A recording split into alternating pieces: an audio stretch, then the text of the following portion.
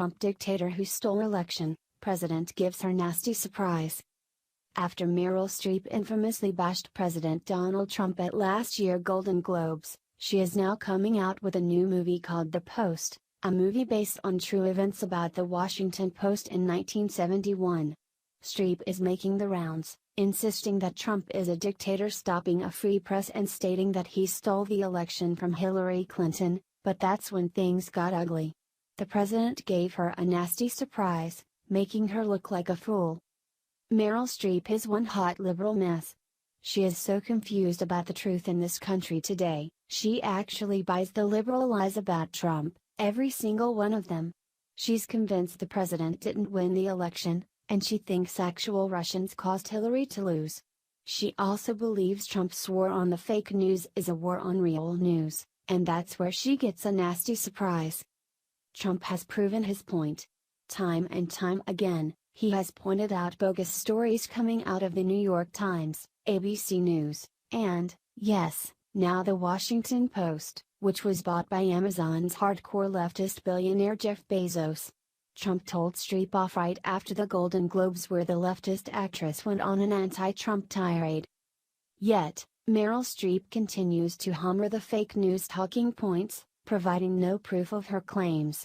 Comparing her upcoming movie, The Post, to President Trump on CBS This Morning, it's quite clear, along with her co-star Tom Hanks, who vacations with the Obamas, that these people need help with the truth in America today. Looking like a cat who just swallowed a canary, Streep's eyes get huge when asked why this new movie is relevant today, and Hanks answers that the movie was written in October 2016, when the first woman in the United States was going to be president for the first time in history. Things were altered by that. Streep chimes in, "We knew what had happened, meaning Trump's election was altered by dark forces and Hillary really won. There's a siege on a free and independent press," says Streep, to which CBS Gayle King then adds, "This is what we see the President of the United States doing today." Streep nods her head, "When the state, Trump, goes after the press, fake news, it's a very dangerous situation." Are these people for real? Are they so far removed from what is going on today, or are they stuck in some type of time warp in 1971? We know for a fact that so-called journalists colluded with Hillary Clinton's campaign. We have their actual emails doing the colluding. We have CNN's former employee Donna Brazil giving Hillary the debate questions. Then, there's the whole fake Russia narrative.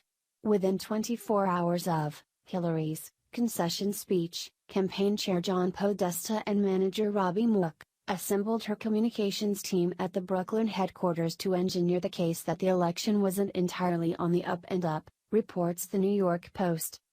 The report adds, for a couple of hours, with Shake Shack containers littering the room, they went over the script they would pitch to the press and the public.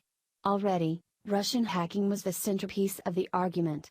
The plan, according to the book, Shattered, Inside Hillary Clinton's Doomed Campaign, was to push journalists to cover how Russian hacking was the major unreported story of the campaign, and it succeeded to a fairly well. After the election, coverage of the Russian collusion story was relentless. You would think Meryl Streep would get informed.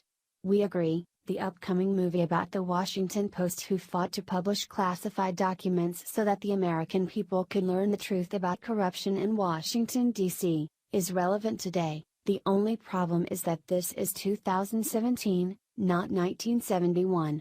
The free press is dead and gone as far as big news outlets go. We know why Tom Hanks is brainwashed. He vacationed with the Obamas and recounted the talks that were going on during the trip. He described these talks as hardcore policy-type discussions, going on 3 times a day, as Mad World News previously reported. Trump has blown Streep and Hanks out of the water with tweets, circumventing the fake news and going straight to the American people. The problem with the Hollywood crowd is that they are stuck with the lying Democrats. They picked that side, and no matter what comes out, they will never break away and investigate for themselves what really is going on. Their minds are closed, and they have made Trump into a caricature so they can continue to believe the lies coming out of the fake news networks. Streep also said, "We need good investigative reporters today, it's a dangerous job." Yeah, Where are the investigative reporters?